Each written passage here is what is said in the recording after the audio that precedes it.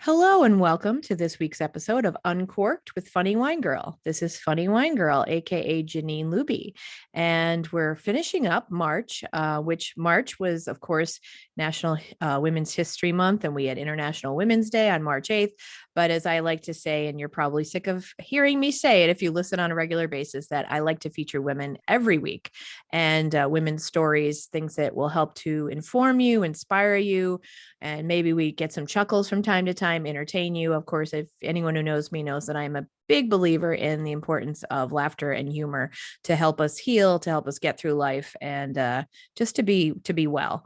So I also like to say, and you're probably, again, you've heard me say this many times, but I think it's so important that we are connections and resources for one another. And that's why I like to say how I know people, because it's interesting. A recent guest of mine, Julie Esty, mentioned that because of a gathering that I held, she met someone who gave her a new tax person. She found out information for her hearing aids. And she said, if you didn't have that gathering with all those women and we got together, we chatted, and that helped me out. So I think it's so important we meet people at places. Make sure that you save their business card, that you listen to what they're saying, get to know people, make connections, because you never know how these people are going to pop up in your life and vice versa, how you can help them and maybe they can help you. It's a mutually beneficial and valuable. So my guest this week, I think I'm going to have to think about this. I feel like I met Jennifer. I know it's been years, but I feel like we met perhaps through a chamber event. Back in the day, I was a member of the Scranton Chamber. I actually just rejoined about a month ago, and I used to go to the women's luncheons a lot, and they were a great place to network and meet other positive, powerful women. And I believe it was there that I met Jennifer. And we've had conversations through the years because I've reached out to her and I've asked her advice on some things because I was working part-time as a college instructor at King's for a while. And I remember having a nice conversation. Jennifer was kind to talk to me about higher education and working with students and things of that nature. So I would like to welcome my guest this week is Jennifer Severini Cresock. Welcome, Jennifer. Hi, Janine. Thanks so much for having me. I really appreciate it. Oh, absolutely. Absolutely. And I know I reached out to you, gosh, it was years ago, summers ago, and you were so kind to take time and talk to me. And that's the kind of thing that I think we need to do more of as women. It's great to just, give someone 5-10 minutes of your time and see how you can help them. Or if you can't help them, maybe refer them to someone else who can, because it's important to have a network I of agree. people. Yeah, I think that we're only better off if we can do that and help one another. Definitely. So Jennifer, tell me, and I'll admit, I think we met at the chamber, but I personally don't know myself a lot about. I know that you're in education, but I don't know too much about your background. So tell us a little bit about, are you from the area, and a little bit about your background. Sure. I grew up in Scranton in Greenridge. Most of my early days before I hit 30, I lived in the same house. So I lived with my parents. And then when I was married in 1992, my parents had a beautiful apartment that they offered to us. And we were not sure where we were going to go with my husband's career and with my career. And so we decided to take them up on the offer. And so we had an apartment in Greenwich for the first 5 years of our marriage. And then we moved, we're in the South Abington Township now. We moved. So we're here like 25 years. Oh, Time just wow. keeps flying. Doesn't it though? My gosh. Wow. So you're a local person, and so your career, your career has been in education for the most part. Is that fair to say?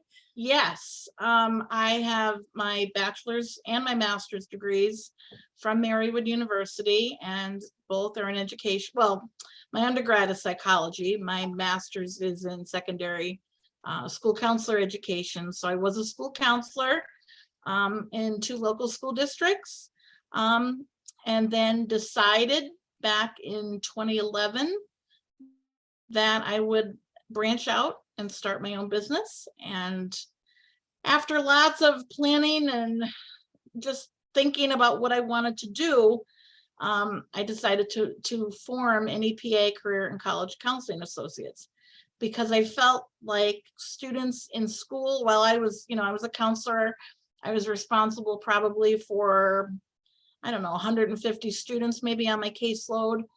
And of that portion, maybe a third to half of those were seniors. And I just thought, these students are really not getting enough of college planning. It's such a big, important process.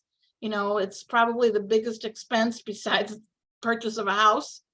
And I saw a lot of even graduates coming back and, that they had changed from what they had decided in, senior year. I think it's a lot to expect a high school senior to map out their whole life, so I decided to start the business and offer my services and my expertise to families. First, just in northeastern Pennsylvania, I actually used to drive north and south and east and west to Oh, go to wow. people's houses. So one day I might be in Mountaintop, and the next day or later that day, I'd be driving up to Dunmore.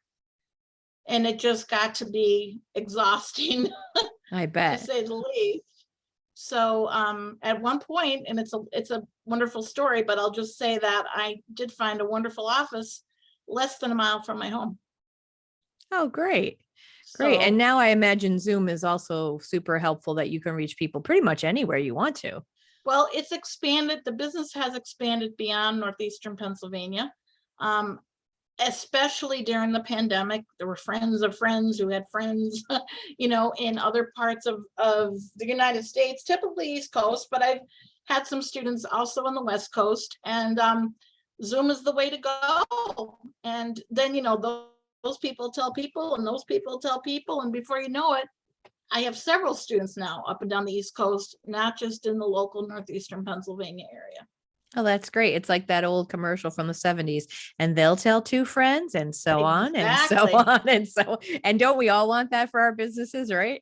And I didn't do anything to make it happen. It just kind of happened. I do very little advertising. One of your previous guests, of course, Paula McCary and I are best friends. And I do a little advertising and happenings about 3 times a year.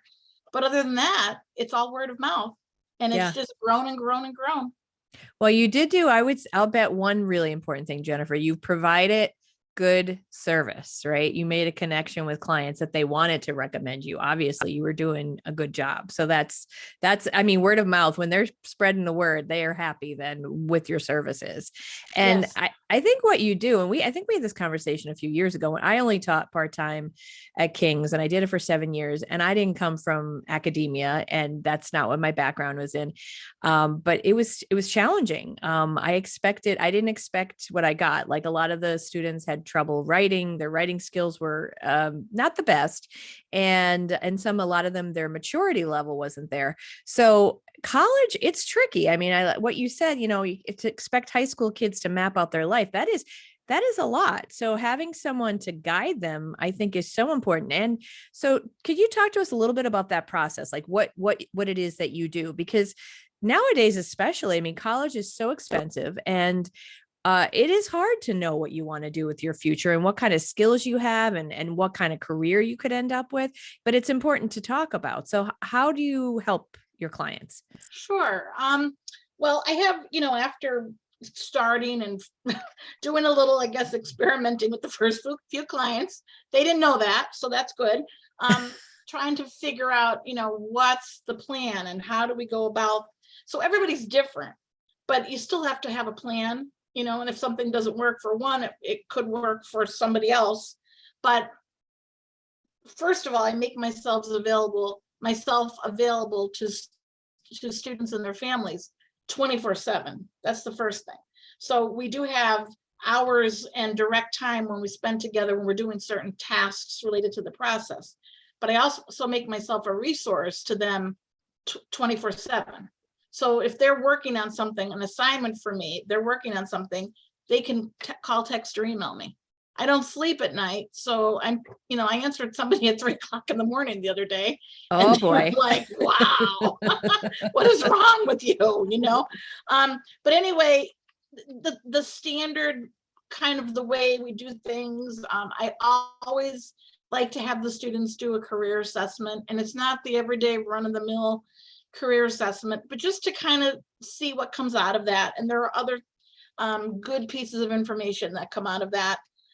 Just even looking at a student's aptitudes, what they're good at, where their interest areas are, and other facts that maybe the student never thought about. And when I'm, going over the results of the assessment, they're like, wow, that's, right on. And I never thought of that. And so, and then it yields some careers, and then we talk about the careers. But there are other resources too that I share with them after we review their report. I've actually developed a database that has just about every career you can think of, with a lot of resources attached, whether it be websites or during the pandemic, I did a virtual career fair. I recorded over 60 interviews with people that I knew in various career fields that were willing. I put out a general email to my contacts and said, are you interested in recording kind of like what you're doing? I mean, it was, just people in different careers. And I asked questions that pertain to the career. What should a student know? Students at that time couldn't do career shadowing. I had originally offered them career shadowing, and I couldn't do that, obviously, with the pandemic. So the videos were a way to give them information, but not necessarily through a shadow, which they couldn't do.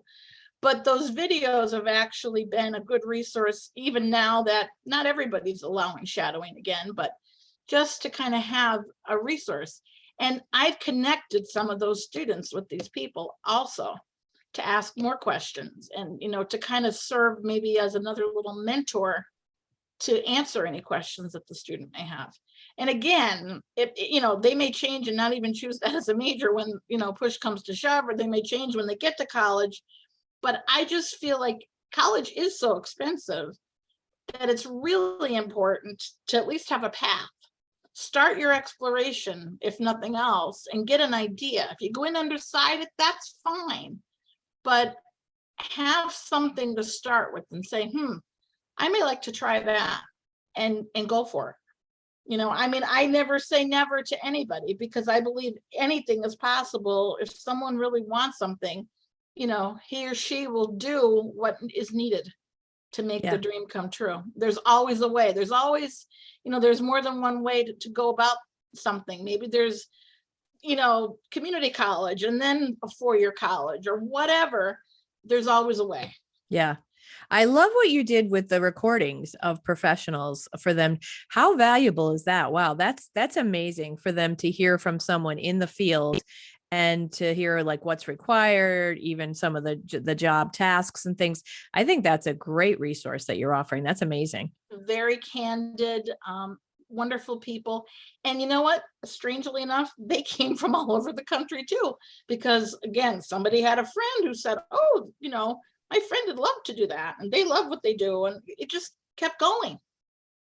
That's awesome. That's great. So do you help so are you strictly college, or if someone was interested, maybe if they were going to go into a trade or something, can you help them in that direction as well? Absolutely. And I have, and I, say about the trade, sometimes they get a negative, I don't know, vibe or whatever, and parents don't like to hear it. But not everyone is suited for a 4-year college. They're just not. And the trades are so needed and so necessary, and life-sustaining careers, that we need. How hard is it to get an electrician or a plumber to come sometimes? Very difficult. So it's not for everybody. And there are students that definitely would do really well in the trades. And again, that's part of the plan. So after we have the results from the assessment, I give them time to look at stuff and, to look at the results, to review the results. We come back and talk about it again. And then depending on what they've decided, and not that, again, it's an ongoing process, but we start to build a college list, whether it be a 2-year college list or a 4-year college list, or maybe they come back and say, I'm going to just get a job. That can happen as well. Not that that's a bad thing either, because sometimes maybe after getting out in the working world, maybe then you decide that you want to go back to school, which is perfectly fine. And I've worked with students along those lines as well.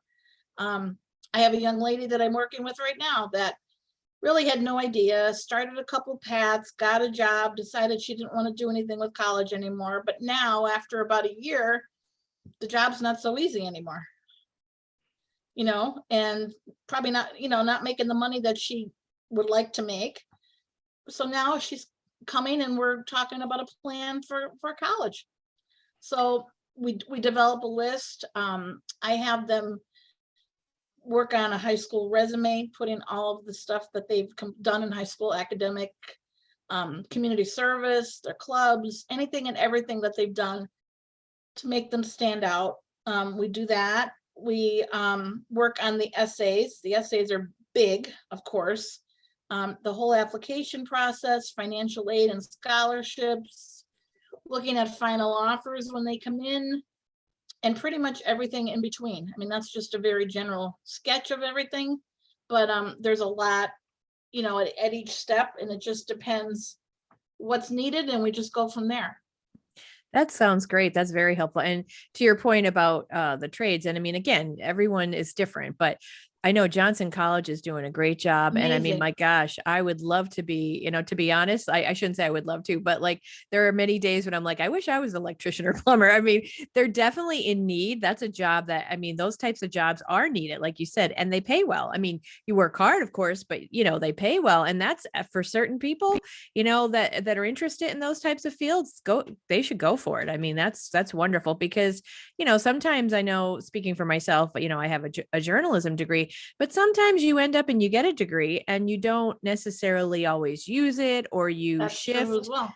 So yeah, so I think that's great. Considering all options is really wonderful, and you're there to help them with that process. Do you ever talk about, this is just because this was a conversation I had on a previous podcast about the influence, or the impact, I should say, of students on social media? Do you ever have those kind of conversations with them about trying to keep their presence on social media, I guess, positive, so to speak? Because I know that employers are looking at it, and I imagine colleges are even sometimes looking at it, Big time. depending. Yeah. Yes. I say it, right off the bat, because I'm encouraging them to follow the colleges on social media, as a way to show interest and just to get familiar. You like this college. Well, what do you know about it? Learn more about this school. So you should be following them on social media, but make sure your social media is clean as a whistle, because if it's not, that's not going to go very favorably. And it's definitely a major problem that they are looking at. And I've talked to many admissions counselors, and they definitely are checking. It's not a joke. Yeah. I think it has to be taken really seriously. And sometimes I will look, I'll look, and I also like even the email addresses. Hotmama@gmail.com is probably not a good email address if you're emailing colleges, So, Yes, and I've yes. seen worse. Let's just say that. I bet. Yeah. Yeah.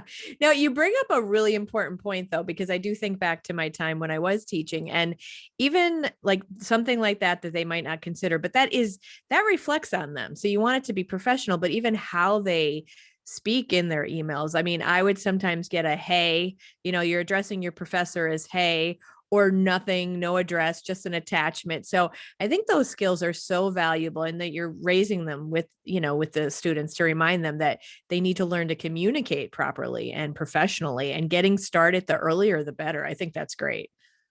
One of the aspects of that I didn't mention that I should have mentioned was I call them college survival skills. How do you email it, a professor? I know when I taught on the college level, I taught at a couple local institutions, and you're right, it was hey, or like you said, or nothing, or just the question. And the other thing, colleges are looking at character, at students' character, what they're getting from, they can tell by the writing to some degree, depending on the tone of the writing, I think, in the essay. And I think also, the recommendations, of course, interviews. I mean, they can tell the tone. If you come in and you're slouched over and you look like you just woke up and you're not neat, that's a definite red flag. My big thing, the hey is a big thing. And I tell my students that are working with me, we're going to practice, how you're supposed to talk to your professor. I'm like your professor. And it's never hey. This is what you can call me, I tell them. And please don't call me hay, because hay is for horses. you know the other thing that drives me crazy is when they don't say thank you. Thank you is it's so easy to do, and I'm not looking for any kind of praise or anything like that. I'm just looking for thank you for your time. That's it. And sometimes when I get really annoyed and they don't say it, I will say, you're welcome, just to let them know that, thank you is a good, you always want to express gratitude. Yeah. Yeah. Yeah. And that's, I mean, unfortunately, that's missing a lot. So you can tell, I know, again, when I was teaching, you could see the students who, they'd have the dear, and I wasn't looking for a soliloquy of dear, whatever, Me but a either. hello, Miss Luby, or a hello, Yes. So the ones who did, I did appreciate it more than the ones who, just would throw an attachment, their late assignment, they would just send an attachment. It was like, okay, or the hey, and the like, it's a little bit disrespectful. So I think that is, I see that kind of being lost these days, and I think that is important. So anywhere that they can hear it, I think kudos to you for Well, thank you. reinforcing that. I Thank think you. that's so needed, so needed. Well, before I want to move on to something a little more personal with you, but before we do that, anything else that you would like to say as far as and I'll plug this again at the end. Where's the best place for people to reach out to you if they want to inquire and maybe have a meeting with you and see more about your services? I mean, the easiest way is to probably text or email, and I can give you that contact information maybe. Okay. Um, that's probably the easiest. Most of the time, really, I get the phone call. So having the phone number, I do get a text on occasion, which is perfectly fine as long as it's not to start it with hey. It's perfectly fine. But yeah, definitely. And like you said, I think you said it, and I don't know if I said it either, but just about starting early. The earlier, the better. I have some freshmen that are starting. We do a lot more career work when we're starting as freshmen, of course. But I have freshmen and sophomores. Juniors are the big thing right now because they're getting geared up, and it's perfectly fine. I mean, there are times when I get calls in November for seniors, that are looking at the second set of deadlines. So I always say, the early bird gets the worm, get started as early as you can. Yeah, that's important. Okay. So that's great advice. So I want to transition because this is something I didn't know. You actually shared with me in our correspondence before when we were scheduling this, that you have gone through ovarian cancer, that you're a cancer survivor. And I believe you said in 2018 is when it impacted you. So for me, I do have a lot of questions. The one thing I do want to ask, because ovarian cancer is one of those, as far as I've always understood, that can be challenging or tricky to actually catch, as far as warning signs. And often, it's unfortunate that it's, not survivable. So do you want to share how you actually first learned that you had ovarian cancer? Sure. So, life was going along really well. Business at that point was 6 years old. I didn't have a care in the world. And I was starting to feel really sick, but I never felt, to go back, I'm a chicken when it comes to anything medical, big time chicken, like big time chicken, like no blood, no, none of that stuff for me. So to say that I'm a regular visitor at the doctor's office would probably not be true. So I will say that. But I had just celebrated my 50th birthday in August of 2018. And I was telling my best friend, Paula, I said, I don't know, like I don't feel right.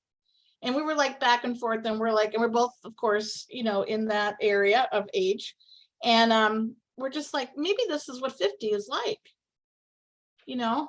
Um, so we went through the birthday party, we went through everything, and the months just, I was working really hard, and then I'm thinking, well, maybe it's, I'm working really hard and not sleeping well. I don't always eat when I'm supposed to, and whatever. But it got so very bad. The pain, tired, um, I thought maybe it was something digestive. And I also noticed that I was really bloated.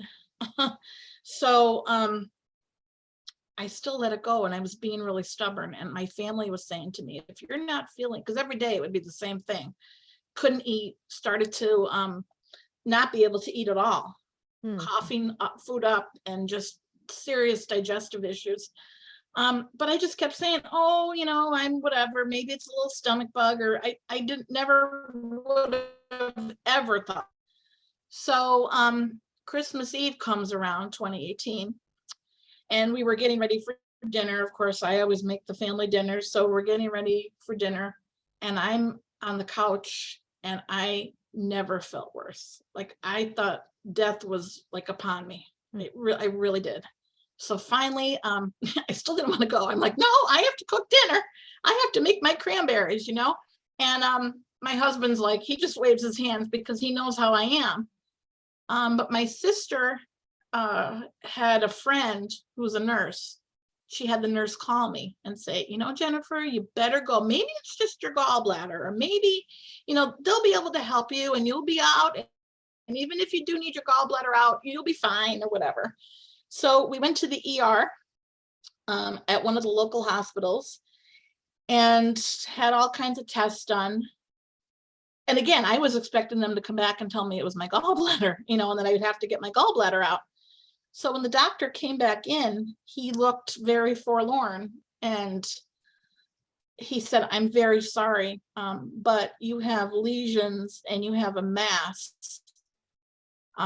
There's lesions all over your body, and you have a mass, a very large mass in your abdomen.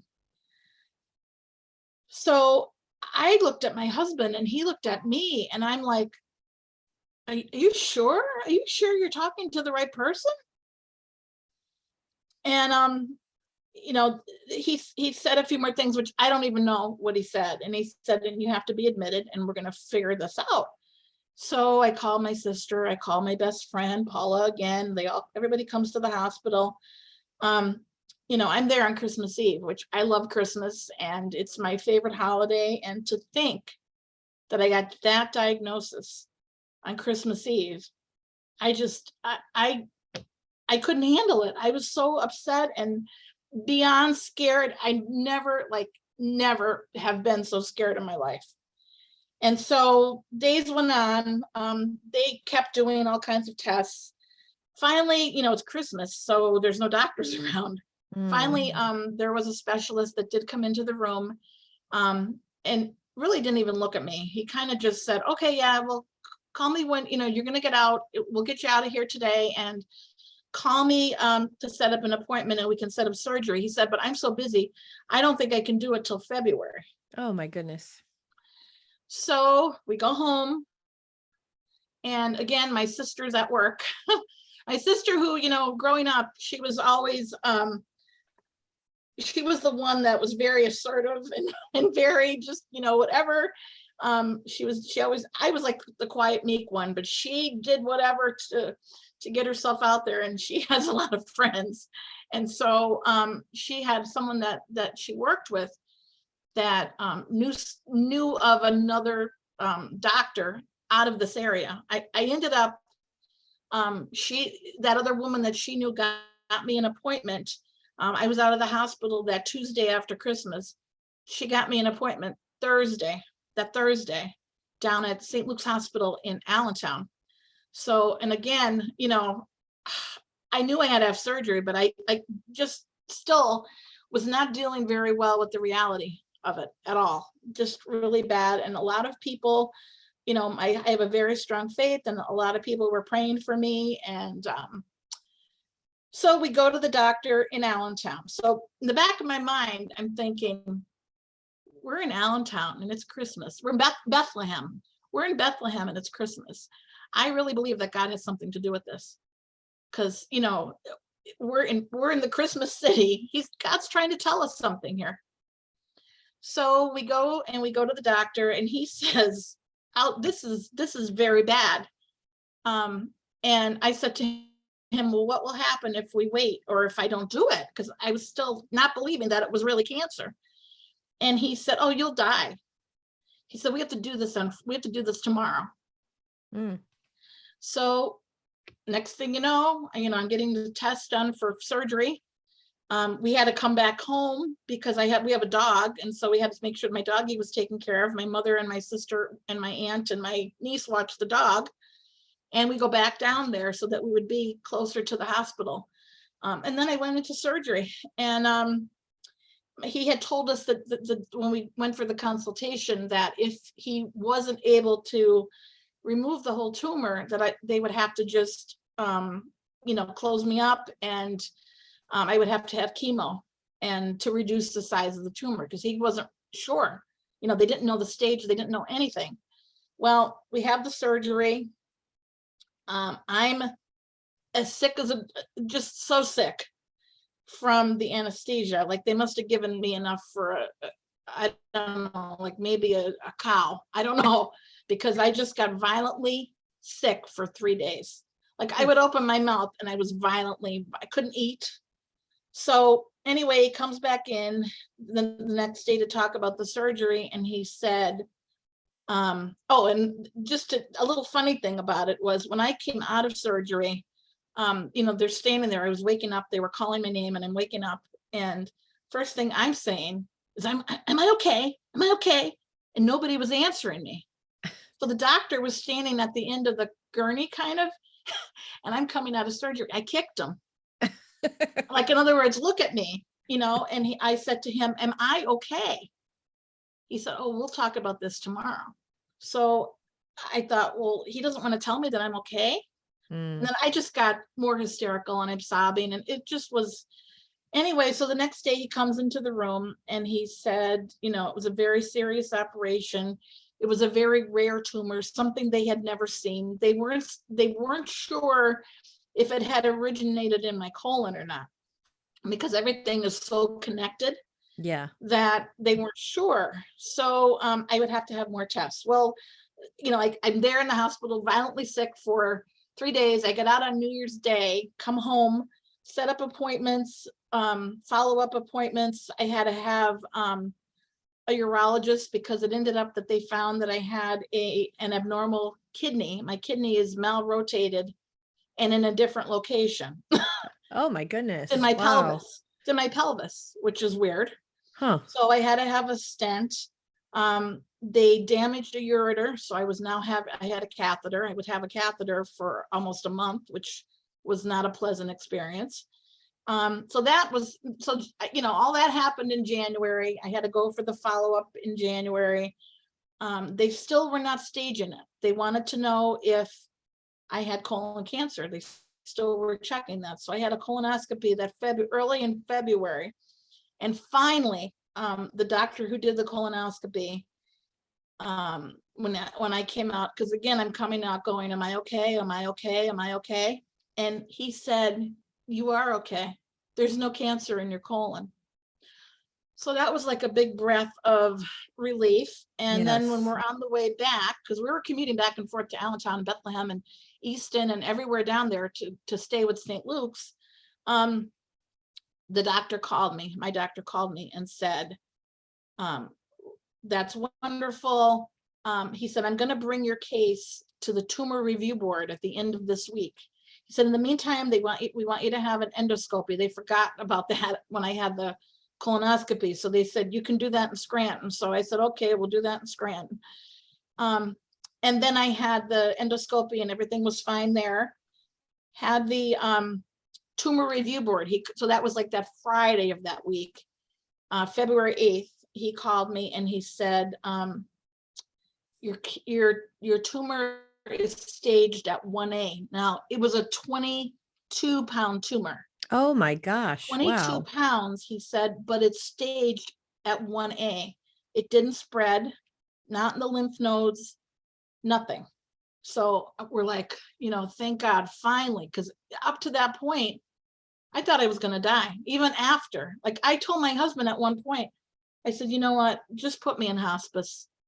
I said, this is not looking good, and I don't want to bring any more trouble or anything. I said, just let me go, because, this isn't good. And of course, he would never do that. but I just was just so scared and so upset. I didn't know where things were going. But until that call on February 8th, we were up in the air. And so after that happened, catheter got to be removed. The stent on my kidney was removed. It was like, was getting out of prison, kind of. It was You were my own free. personal prison. And every time I went to the doctor's office, I would say, no matter where I was, I feel like a rat in a trap, like in psychology, when you learn about the rats. Well, I felt like that rat, because, who's jabbing this, who's jabbing that, who's telling me what. So it just was such a relief on February 8th. And, the stuff that happened along the way, being in Bethlehem during Christmas, I knew God had a handle on it. And even though I was scared beyond words, there was something comforting about that. There was something else. My husband, who's wonderful, was doing all the house cleaning, and everything he did everything. He took care of me. He did things for me that I just, to this day, I can't believe how well he took care of me. And finally, when I was in and out of bed, I had the visiting nurses and all that, but when I was finally able to do a little bit of work, because I never told my students or my families that I had cancer. I just told them I was having surgery. I didn't know how things were going to come out, and I didn't want to say anything until I knew. But I was at this computer that I'm at right now, and I looked, and there was this angel pin that I had when I was a little kid. Like, it was my pin from, like, a Christmas pin I had. And I said to my house cleaner, my husband, I said, how does that get there? That's in the, because like I have a jewelry box in my room, and I hadn't looked at that pin.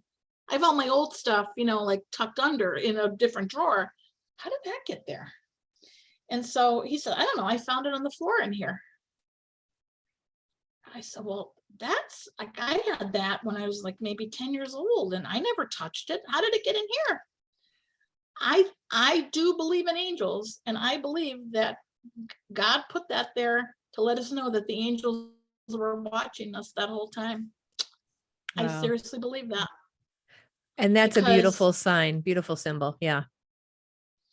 There's no other explanation I can even think of for how this situation turned out, considering how dire it was in the beginning, and just everything was looking bad. They'd come in the room and they'd give me looks like, it was the end.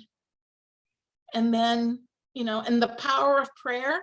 I had people all over the country and the world, probably, because again, those connections, and people know people, and people are praying. And I probably left out some of the details, but those were the highlights that I can think of.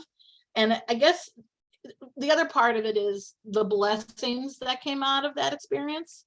There were relationships that I had with people, and even just in my family, that I hadn't seen. I had a cousin who I lost touch with her, and she was a cancer survivor herself.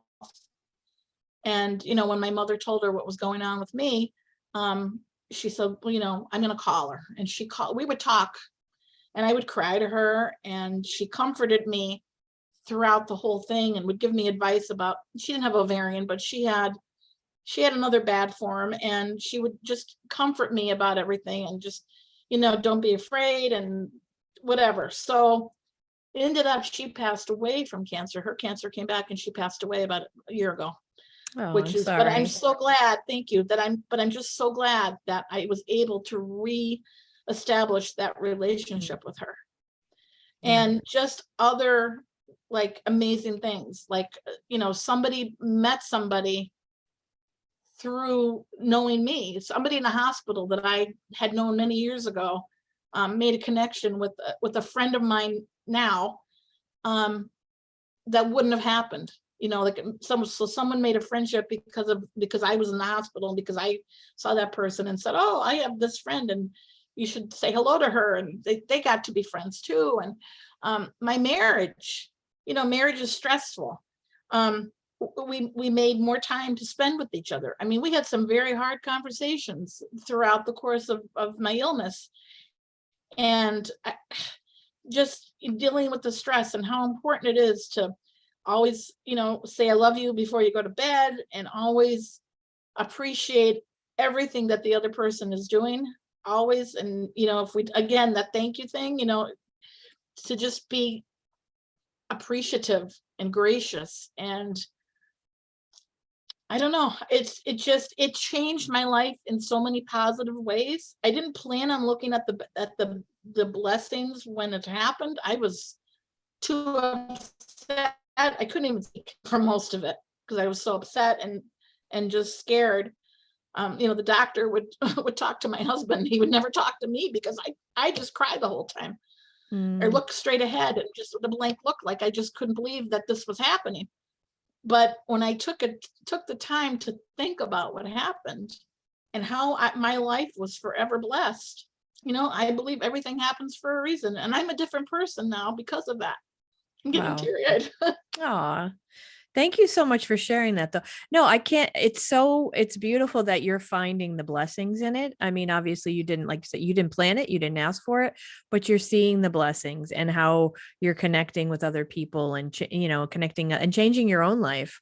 I'm so glad that you're healthy now and that you're on the other side of it. I will ask you one thing. I know you were saying that you didn't like to go to the doctor. So one thing is, we probably, as women, a lot of times I think we kind of like ignore things and neglect ourselves. And I think it's an important reminder that we do need to put ourselves first, especially when it comes to our health, and be our own advocate. My gosh, hearing that other specialist wasn't going to operate till February, and then you had to, thankfully you were able to get in to see someone else, because we just have to take care of our health and be our own advocate and do that. So I'm so happy that it worked out for you that way. Thank you. It's 4 years. It was just 4 years in December, so we have one more year to go. But the doctor already told me, can't wait to get rid of me. No, I'm just kidding. But one more year, and then he said I no longer need to see him. So he's a gynecological oncologist, but of course he's going to refer me out to someone in the St. Luke's system to just watch everything, to continue to watch everything. But 4 years. Wow. And I thank God every minute. That is, I mean, it's unfortunate that, like we always say that, we should be grateful every day, right? But sometimes it Absolutely. does take for all of us. I'm not just saying you, but it's something, whether it's our loved one or something big to happen, to really go, wow, you know what? I really should be grateful for these beautiful moments and things, because you don't know what's going to happen tomorrow. And, you're finding the blessings in this. And I think that is such a lovely inspiration for people to hear. And it's hard. I'm sure it's hard for some people, especially like when you were going through it and you weren't feeling well. But now that you're on the other side of it, to know that you came through it and all the wonderful blessings that you're looking at, that's a beautiful way to look at it. Thank you. Well, thank you so much for sharing that. And I'm so glad to hear that you're healthy. Again, I can't reiterate enough, not just, men have to take care of themselves too, but women, sometimes we're kind of ignored too with some of our health issues. So, be vigilant, take care of yourself, and don't take no for an answer. Be your own advocate, because, it's your health, it's your body, it's your life. So that's important. And the power of prayer, as Jennifer said, and faith, relying on one another, and being vulnerable and letting people, help you and pray for you and keep you in your thoughts and prayers, because that is powerful. And that certainly seems to be a huge part of your story, your recovery, Jennifer, and your survival, all that beautiful prayer and the people that you had supporting you. That's just that alone was a miracle. So many of the other, things that happened were, but the power of prayer, Yeah. you can't, everyone needs prayers for everything. Yeah. And regardless of, what people are of different faith, and, of course, some people don't believe in God, and, whoever's listening, whatever it is that you believe, but just, even if you want to use a different word and say putting out good karma, good vibes, or good energy, positive energy, we all need that. And we can all certainly benefit from it. And it sure as heck is better than negativity, right? We know that Certainly. that is toxic and draining, and we don't need that at all. So again, I want to thank you so much, Jennifer, for sharing that story. And to my listeners, I'm sorry if that seemed, after I kind of transitioned there, I'm sorry if that seemed abrupt. Maybe I should have given some warning there, but I knew that I wanted Jennifer to share her expertise in her business, but also to share this story about her health, because I think it is so important that, you know, as women, we take care of our health, and to hear that there are hopeful stories too. That, you know, here she is living proof. And I have to say, you look good, Jennifer. You look healthy. Do you Thank feel you. good? I Yeah, feel you great. look good. There's never a day that goes by that you don't think, oh gee, if you get a little pain here, a little pain there, you're like, but again, as long as you keep getting those checkups and keep those positive prayer vibes going, you have to just put it in God's hands and go from there. Yeah, absolutely. And you said about positivity too. This I'll mention when I go out and I talk about laughter and humor, I always bring up Norman Cousins, who was known for being the editor of the Saturday Review back in the 60s. And he wrote a book called An Anatomy of an Illness as Perceived by the Patient. And he was one of the first people to be noticed or recognized for the power of humor. And he was written about in the New England Journal of Medicine. But the point that I want to get to is he had talked about in his book that he said he was the person with the disease. And while they said, when they told him, they said, "Oh, this isn't good," he said, "Well, I'm the person who has the disease. So I imagine that things that I do can help the outcome." And he thought if he was positive, if he had a positive attitude, and then he started watching things that made him laugh. So the power of laughter was very healing, and his positive attitude. And I do believe strongly in that, because, you know, the old saying, whether you believe you can or you can't, you're right. If you are, you know, thinking you're not going to make it, or you're thinking really heavy negative thoughts, that's certainly not helpful, right? And if you think positive thoughts and focus on the positive as much as you can, I'm not saying that's going to overcome everything. I mean, but I think that is super helpful. And I think it's great to be in that right mindset to help yourself, you know. And obviously the help of others is great as well. So that's wonderful. There were humorous moments. I mean, you can imagine catheter moments, and there were some other very humorous moments that, looking back, definitely, we still do laugh about those moments, and thank God we had those moments, because you can't help but laugh, and the laughter definitely is excellent medicine. So I agree with you 100%, and the Yeah. positivity.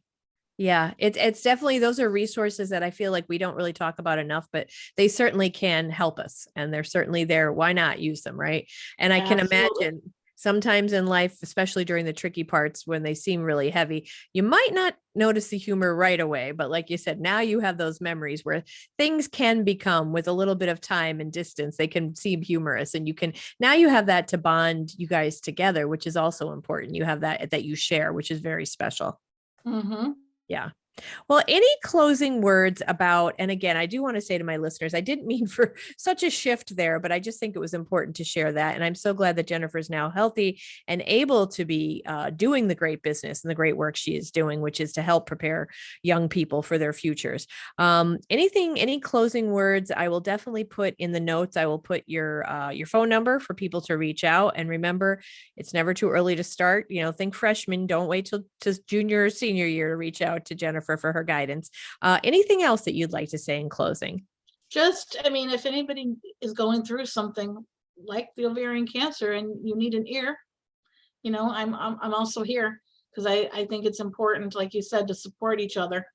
So, and I have already supported some. I've met people just even in the waiting room, and just somebody said to me, this woman was just diagnosed with pancreatic cancer, and she's, and I said to her, "Oh, you have my prayers," and she was very upset, and I went over to her, and then when I came out of my appointment, the husband was still there, and he said, "Oh, we're sending you prayers too," and I thought, wow, you know so again, supporting each other, reaching out when someone, maybe something has something that you don't know about, you have to give everybody a chance. If somebody has a bad day, or somebody has something bad that maybe you're not aware of, just give everybody a second chance, and reach out and offer your support. Yeah. Well, that is so important. Yeah. So thank you again for sharing. And those are some great parting words to consider. So I will put Jennifer's number in the show notes and so that you can reach out to Jennifer, whether you would like a very kind offer from Jennifer, support and a listening kind ear, or if you're interested in getting your child ready for college or prepping for careers, whether it's 4 year, whether it's trade, whatever, to helping them figure out what's next, what's because it's a it's a daunting task, and to have someone as knowledgeable as Jennifer is very helpful. So, well, thank you again, You're Jennifer. I welcome. really appreciate your time today.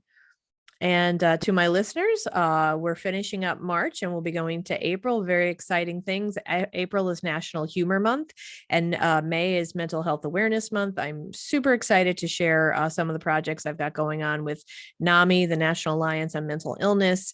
We're going to be doing work together in May. So I'll have Marie from NAMI on as a guest in the coming weeks. And also Gab Benesso, who's been on my show many times. And we're finally going to get to meet in person. She has been a guest. I've met her on Zoom during the pandemic with NAMI. They had her as a guest speaker sharing her story of mental health. And she will be coming to Northeastern Pennsylvania thanks to the Humor Therapy Fund grant that was dispersed that will help NAMI bring her here. May 4th, she'll be speaking in Honesdale. May 5th, we'll be doing a comedy show together. I cannot wait to meet her in person and to share in her electricity and her great story of how she's living with bipolar disorder. So April and May, we've got great stuff coming up. I hope you'll come back and listen. But I do appreciate you listening. So subscribe and share the podcast. And as I always say, I appreciate you from the bottom of my heart and the bottom of my wine glass.